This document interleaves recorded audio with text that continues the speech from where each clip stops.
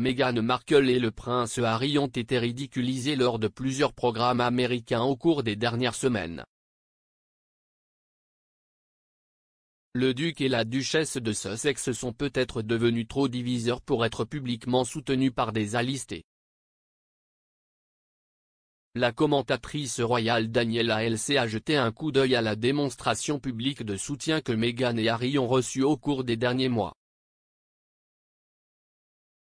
Citant un moment de la série documentaire Netflix publiée en décembre intitulée Harry et Meghan, qui se concentrait sur la vie, la romance et les luttes du couple royal, Madame LC a écrit dans un éditorial pour News.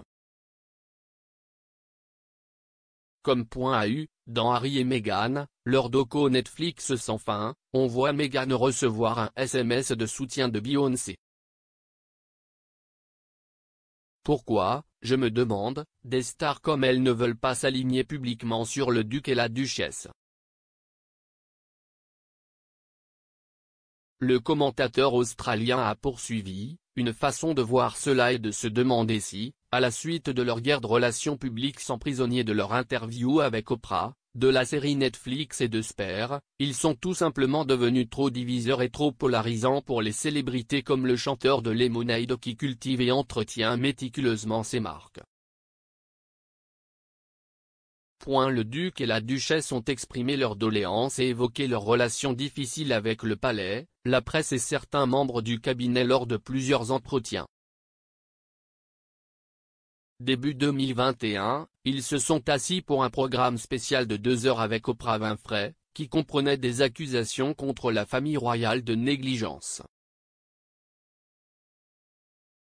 Le prince Harry a également parlé de son éducation et de son père, le roi Charles, lors de la série sur la santé mentale The Me You Can't See et dans un épisode du podcast Armchair Expert, diffusé la même année. En décembre dernier, les Sussex ont joué dans leur premier documentaire Netflix en 6 parties, dans lequel ils accusaient certains bureaux de communication d'avoir informé la presse contre eux au profit d'autres membres de la famille royale.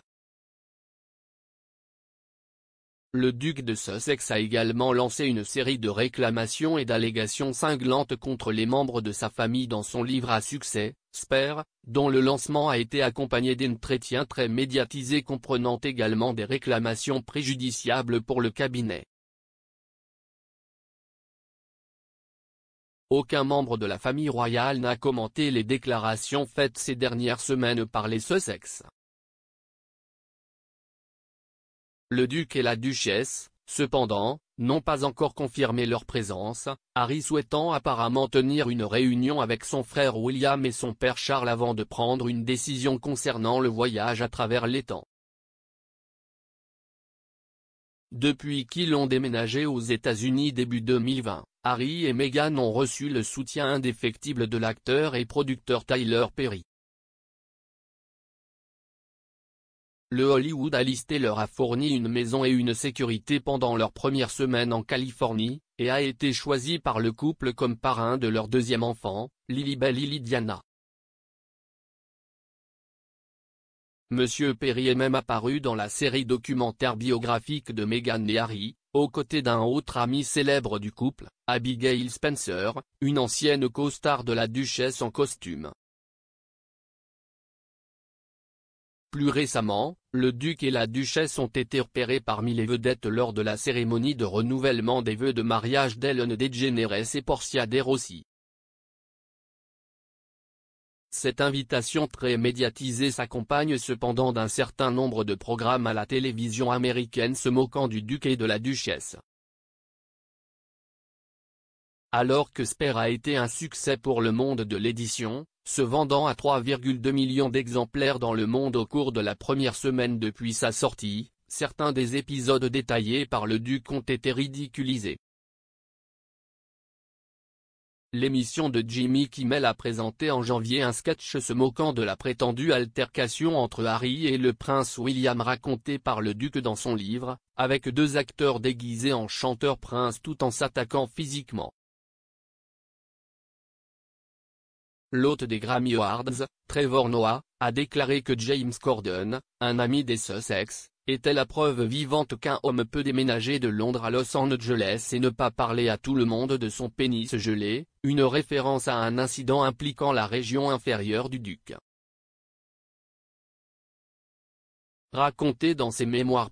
South Park, une série de dessins animés irrévérencieux pour adultes, a publié un teaser pour un prochain épisode intitulé Worldwide Privacy Tour, dans lequel deux personnages font apparemment référence au duc et à la duchesse. L'un des personnages, nommé Kyle, a déclaré dans la bande-annonce « Cela me rend sérieusement fou. J'en ai marre d'entendre parler d'eux mais je ne peux pas m'éloigner de ». À quoi un autre, Stan, a répondu « Écoutez Kyle, nous ne nous soucions tout simplement pas d'un prince stupide et de sa femme stupide.